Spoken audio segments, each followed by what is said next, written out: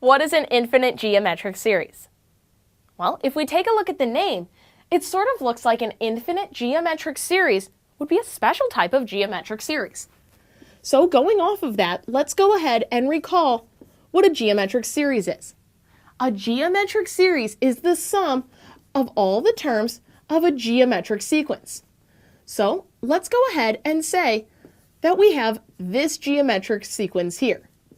So in this sequence, we take the current number and multiply it by 2 to get the next number or the next term in the sequence. Now, if we take all the terms of this geometric sequence and add them together, that sum is a geometric series. Great.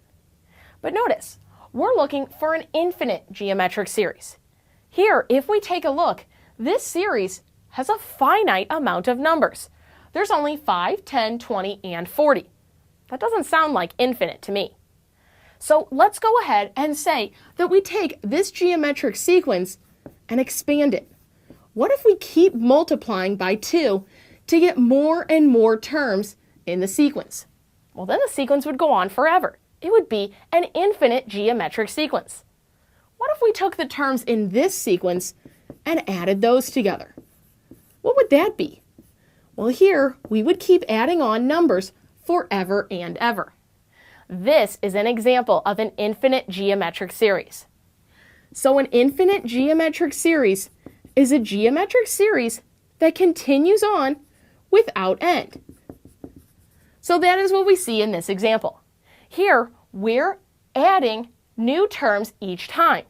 As the sequence continues, the series will keep adding on terms. Now, this example is an example of a divergent series. This series is getting larger and larger.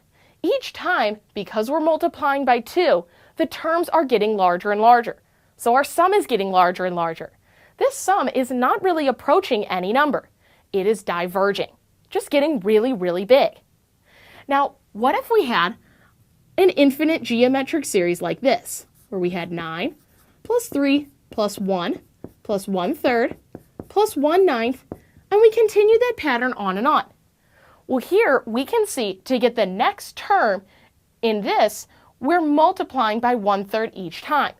So these terms are getting smaller and smaller. As we go on, these terms are getting closer and closer to 0. So this is an example of a convergent series. This series is actually approaching some finite number.